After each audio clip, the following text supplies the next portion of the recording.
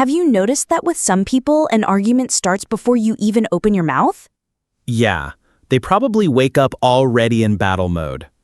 It's like living on a powder keg. You never know when it will explode. And the scariest part, sometimes it seems they even enjoy the explosion.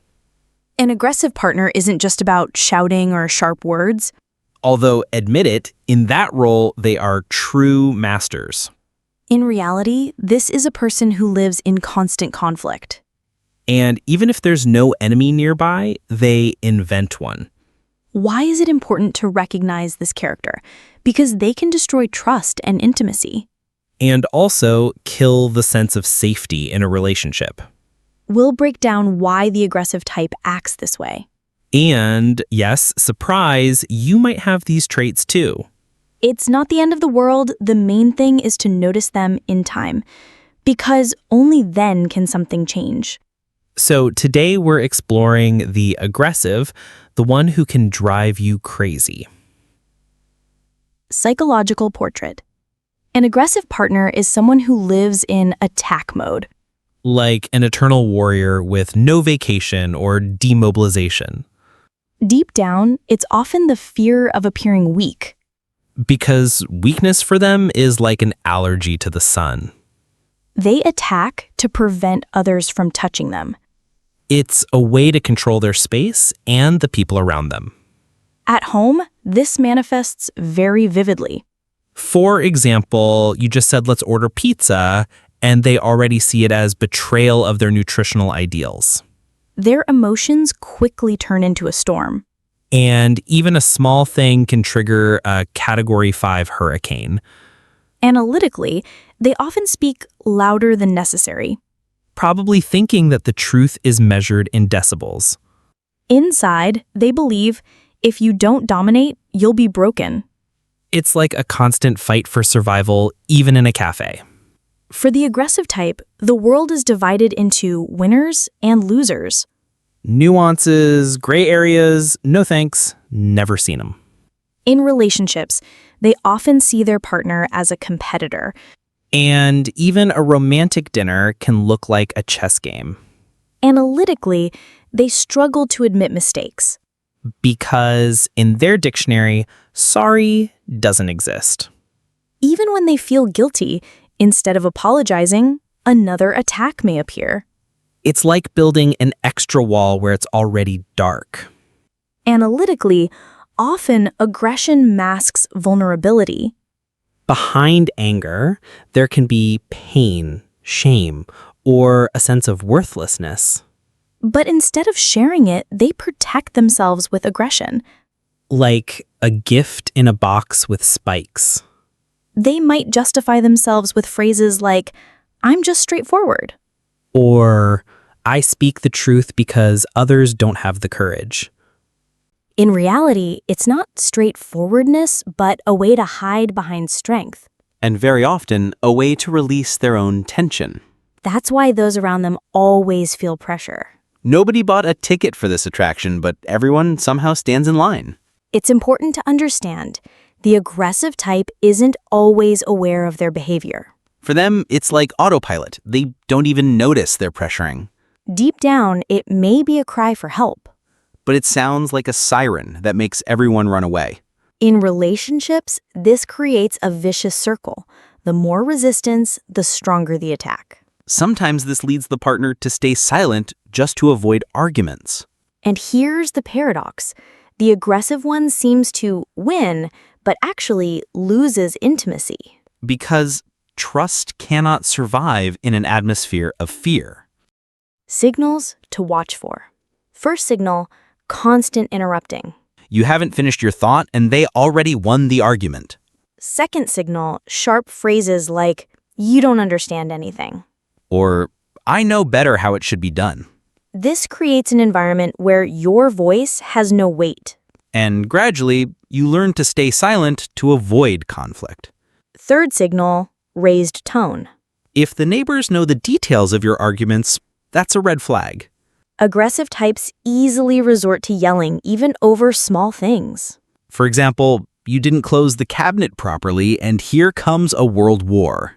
In fourth signal, accusations without evidence. It's your fault, even if you just breathed nearby. This is a way to shift responsibility onto you. And you feel guilty where there's no reason. Fifth signal, sarcasm that cuts, not jokes. Well, aren't you so smart? And it hits like a blow. Sixth signal, demonstrative gestures, sharp movements, eye rolling. As if rehearsing for a dramatic TV series. Seventh signal, they never admit defeat.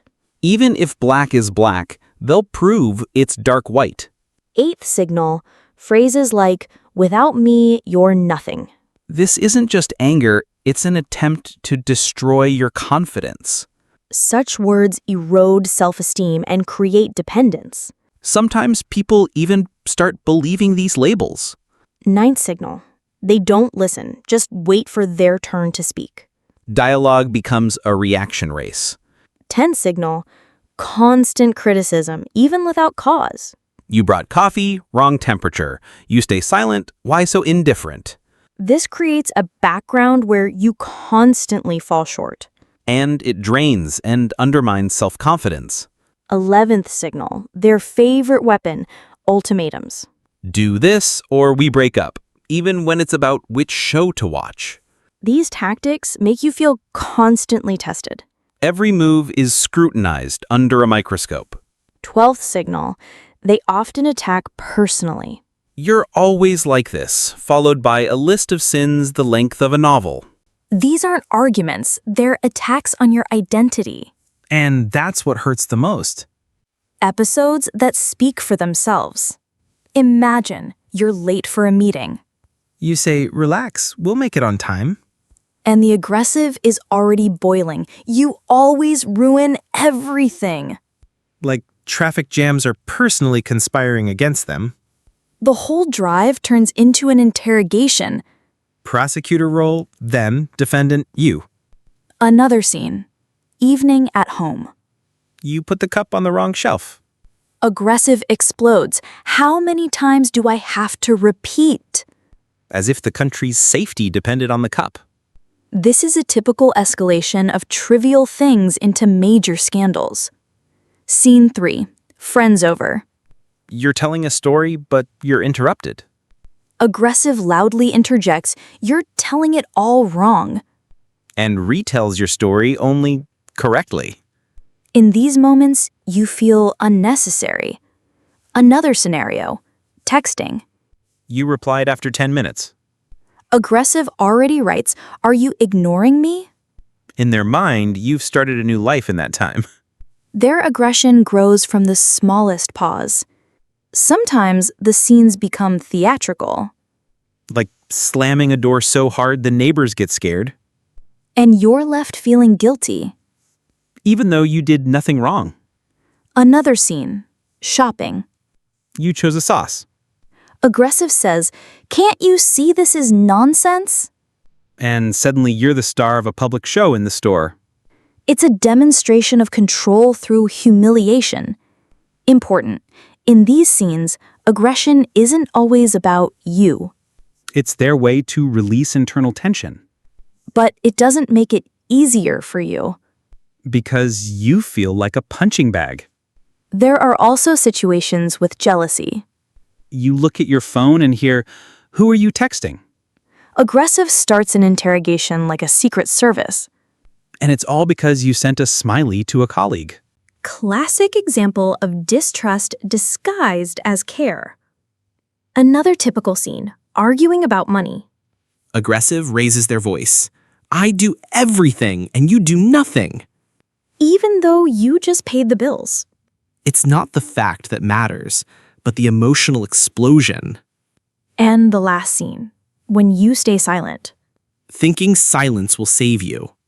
But for the aggressive, it's a signal you disrespect me. And the argument still begins. A vicious cycle. You retreat, they pursue. In all these scenes, one thing is common: emotional explosion. And it's almost always bigger than the actual problem. But remember, these scenes reflect their inner pain. Your task, see that it's not your fault. What to do if aggressive is your partner? Besides, run as far as you can. First, set boundaries. Clearly and briefly. I'm ready to talk, but without shouting. Like setting a Wi-Fi password. No access without it. Second, don't add fuel to the fire. Their aggression feeds on your reaction. Sometimes the best response is a pause. Though you look like a silent ninja. Third, shift the conversation from you to I. Not, you're always yelling, but I struggle when I'm yelled at. Like changing the set. Same plot, less drama. Fourth, don't be afraid to seek help. Therapy, or at least talking with friends, is not weakness. You can't handle a volcano alone forever. Now the other side. If you recognize aggressive in yourself. Welcome to the I explode more often than the kettle club. First, notice your triggers. Write down when you lose it.